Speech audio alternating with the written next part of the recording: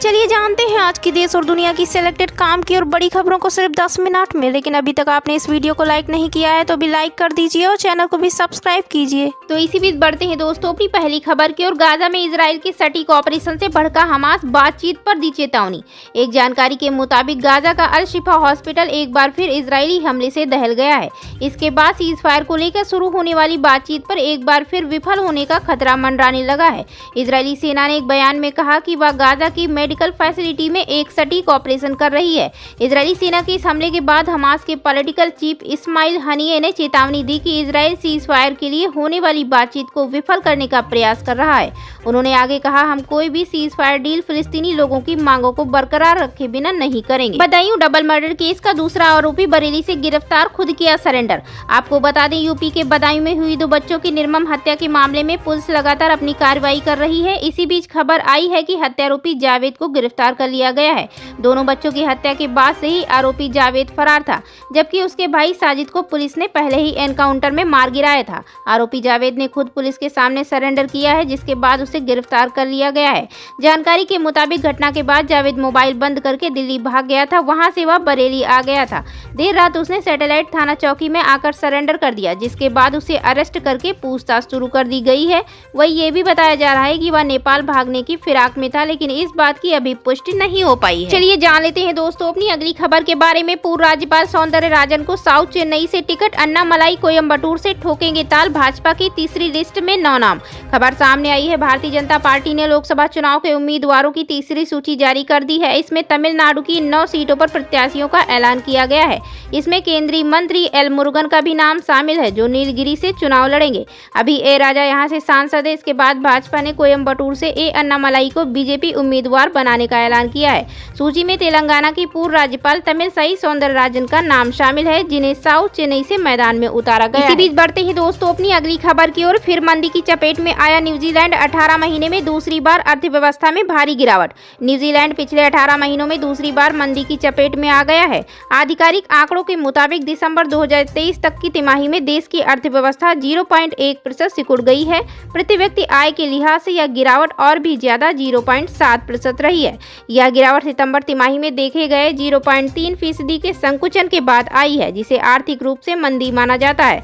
बता दें कि न्यूजीलैंड पिछले 18 महीनों में दूसरी बार मंदी का सामना कर रहा है। एसबीआई ने इलेक्टोरल बॉन्ड की सभी डिटेल चुनाव आयोग को सौंपी, दायर किए हलफनामा।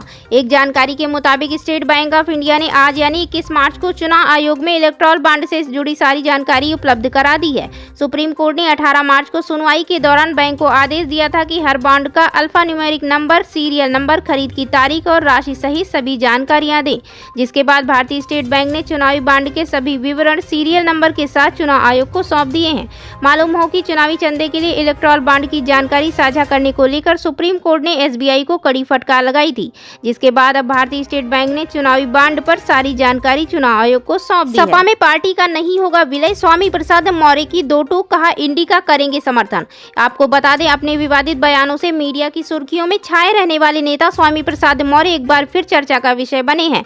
दरअसल पिछले कुछ महीनों से मौर्य और अखिलेश यादव की नजदीकियां बढ़ने लगी थी, जिसके बाद सियासी गलियारों में इस बात को लेकर कानाफूसी चल रही थी कि लोकसभा चुनाव से पहले स्वामी प्रसाद मौर्य अपनी पार्टी का समाजवादी पार्टी में विलय कर सकते हैं।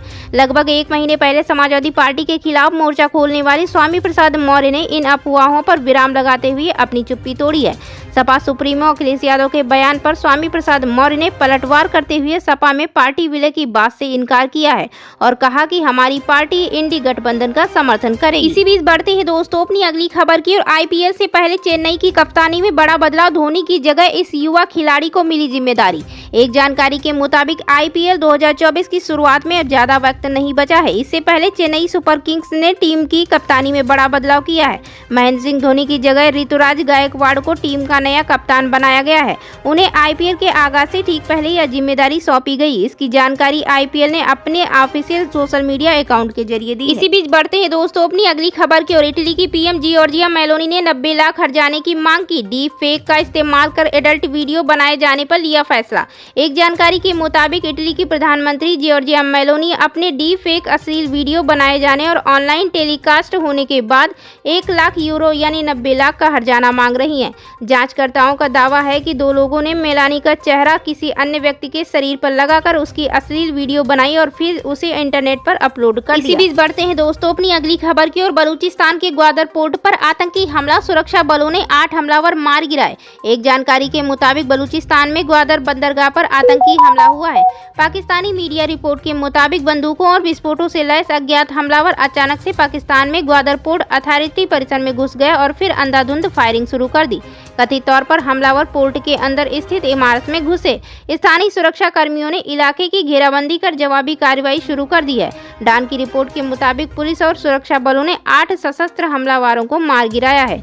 परिसर के अंदर से जोरदार धमाकों और जबरदस्त फायरिंग से आसपास का इलाका दहल गया। शाकाहारी लोगों के लिए जोमेटो का बड़ा तोहफा, प्योर वेज खाने के लिए नई सर्विस की हुई शुरुआत। खबर सामने आई है वेजिटेरियन लोगों के लिए एक अच्छी खबर है। फूड डिलीवरी कंपनी जोमेटो ने शाकाहारी लोगों के लिए एक नई सुविधा शुरू की है। कंपनी की ऐप में अब यूजर्स को प्योर वेज मोड मिलेगा।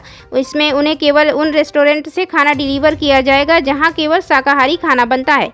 जोमेटो के सीईओ दीपेंद्र गोयल ने 19 मार्च को 100% शाकाहारी पसंद वाले ग्राहकों के लिए जोमेटो पर प्योर वेज फ्लीट के साथ साथ प्योर वेज मोड लॉन्च। चलिए जान लेते हैं दोस्तों अपनी अगली खबर के बारे में। वीडियो जारी करके बोली प्रिया, मुझसे पूछे बिना लिस्ट में मेरा नाम, मैंने बीजेपी ज्वाइन नहीं की। एक जानकारी के मुताबिक लोकसभा चुनाव से पहले बाहरी नेताओं के भाजपा में शामिल होने वाली सूची में एक नाम अंतर्राष्ट्रीय बॉडी बिल्डर प्रिया मेघवाल का भी था। हालांकि वे मंच पर मौजूद नहीं थी। अब उन्होंने एक वीडियो जारी कर स्पष्ट तौर पर कहा कि उन्होंने भाजपा ज्वाइन नहीं की। उनका नाम उनसे पूछे बगैर ही लिस्ट में डाल दिया गया है। वीडियो में उन्होंने कहा कि मैंने हनुमान बेनीवाल की पार्टी के साथ हूं और मैंने भाजपा ज्वाइन नहीं की है। भाजपा ने मेरी अनुमति के बिना ही मेरा नाम अपनी सूची में डाल दिया है। हालांकि इस वीडियो को लेकर बीजेपी की ओर से अब तक कोई प्रतिक्रिया नहीं आई है। विदेशी निवेश पाने में भारतीय बाजार तीसरे स्थान पर। एक जानकारी के मुताबिक विदेशी निवेश पाने में भारतीय शेयर बाजार पिछले 1 साल में तीसरे स्थान पर रहा है। इसी दौरान रिटर्न देने में यह प्रमुख बाजारों में दूसरे स्थान पर रहा है। बैंक ऑफ बड़ौदा की रिपोर्ट के अनुसार मार्च 2023 से इस साल 18 मार्च तक घरेलू बाजार में कुल 26 अरब डॉलर का विदेशी निवेश आया है। इस दौरान इसने 25% रिटर्न दिया है। भारतीय बाजार से ज्यादा रिटर्न तुर्की, रूस और अर्जेंटीना ने दिया है। चलिए बढ़ते हैं दोस्तों अपनी अगली खबर की। लोकसभा के पहले फेज में योगी, ममता, नीतीश की परीक्षा। यूपी, बिहार, बंगाल की इन सीटों पर होगी वोटिंग। एक जानकारी के मुताबिक लोकसभा की 543 सीटों के लिए चुनावी बिगुल बज चुका है। इन सभी सीटों के लिए 19 अप्रैल से लेकर 1 जून तक 7 चरणों में मतदान होगा और चुनाव नतीजे 4 जून को घोषित होंगे। चुनाव कार्यक्रम घोषित होने के बाद से देश भर में आचार संहिता लागू हो गई है। स्वतंत्र एवं निष्पक्ष चुनाव के लिए चुनाव आयोग ने व्यापक बंदोबस्त किए हैं। चुनाव कार्यक्रम की घोषणा करते हुए मुख्य चुनाव आयुक्त राजीव कुमार ने गत शनिवार को बताया कि इस बार कुल 97 करोड़ वोटर्स हैं। चुनाव में इस बार 55 लाख ईवीएम का इस्तेमाल होगा। करीब 81 दिनों तक चलने वाले चुनाव पर नजर रखने एवं सुरक्षा देने के लिए 1.5 करोड़ सुरक्षा कर्मियों एवं चुनाव अधिकारियों की तैनाती रहेगी। खबर सामने आई है वेजिटेरियन लोगों के लिए एक अच्छी खबर है। फूड डिलीवरी कंपनी जोमेटो ने शाकाहारी लोगों के लिए एक नई सुविधा शुरू की है। कंपनी की ऐप में अब यूजर्स को प्योर वेज मोड मिलेगा। इसमें उन्हें केवल उन रेस्टोरेंट से खाना डिलीवर किया जाएगा जहां केवल शाकाहारी खाना बनता है। जोमेटो के सीईओ दीपेंद्र गोयल ने 19 मार्च को 100% शाकाहारी पसंद वाले ग्राहकों के लिए जोमेटो पर प्योर वेज फ्लीट के साथ साथ प्योर वेज मोड लॉन्च। चलिए जान लेते हैं दोस्तों अपनी अगली खबर के बारे में। वीडियो जारी करके बोली प्रिया, मुझसे पूछे बिना लिस्ट में मेरा नाम, मैंने बीजेपी ज्वाइन नहीं की। एक जानकारी के मुताबिक लोकसभा चुनाव से पहले बाहरी नेताओं के भाजपा में शामिल होने वाली सूची में एक नाम अंतर्राष्ट्रीय बॉडी बिल्डर प्रिया मेघवाल का भी था। हालांकि वे मंच पर मौजूद नहीं थी। अब उन्होंने एक वीडियो जारी कर स्पष्ट तौर पर कहा कि उन्होंने भाजपा ज्वाइन नहीं की। उनका नाम उनसे पूछे बगैर ही लिस्ट में डाल दिया गया है। वीडियो में उन्होंने कहा कि मैंने हनुमान बेनीवाल की पार्टी के साथ हूं और मैंने भाजपा ज्वाइन नहीं की है। भाजपा ने मेरी अनुमति के बिना ही मेरा नाम अपनी सूची में डाल दिया है। हालांकि इस वीडियो को लेकर बीजेपी की ओर से अब तक कोई प्रतिक्रिया नहीं आई है। विदेशी निवेश पाने में भारतीय बाजार तीसरे स्थान पर। एक जानकारी के मुताबिक विदेशी निवेश पाने में भारतीय शेयर बाजार पिछले 1 साल में तीसरे स्थान पर रहा है। इसी दौरान रिटर्न देने में यह प्रमुख बाजारों में दूसरे स्थान पर रहा है। बैंक ऑफ बड़ौदा की रिपोर्ट के अनुसार मार्च 2023 से इस साल 18 मार्च तक घरेलू बाजार में कुल 26 अरब डॉलर का विदेशी निवेश आया है। इस दौरान इसने 25% रिटर्न दिया है। भारतीय बाजार से ज्यादा रिटर्न तुर्की, में रूस और अर्जेंटीना ने दिया है। चलिए बढ़ते हैं दोस्तों अपनी अगली खबर की। लोकसभा के पहले फेज में योगी, ममता, नीतीश की परीक्षा। यूपी, बिहार, बंगाल की इन सीटों पर होगी वोटिंग। एक जानकारी के मुताबिक लोकसभा की 543 सीटों के लिए चुनावी बिगुल बज चुका है। इन सभी सीटों के लिए 19 अप्रैल से लेकर 1 जून तक 7 चरणों में मतदान होगा और चुनाव नतीजे 4 जून को घोषित होंगे। चुनाव कार्यक्रम घोषित होने के बाद से देश भर में आचार संहिता लागू हो गई है। स्वतंत्र एवं निष्पक्ष चुनाव के लिए चुनाव आयोग ने व्यापक बंदोबस्त किए हैं। चुनाव कार्यक्रम की घोषणा करते हुए मुख्य चुनाव आयुक्त राजीव कुमार ने गत शनिवार को बताया कि इस बार कुल 97 करोड़ वोटर्स हैं। चुनाव में इस बार 55 लाख ईवीएम का इस्तेमाल होगा। करीब 81 दिनों तक चलने वाले चुनाव पर नजर रखने एवं सुरक्षा देने के लिए 1.5 करोड़ सुरक्षा कर्मियों एवं चुनाव अधिकारियों की तैनाती रहेगी।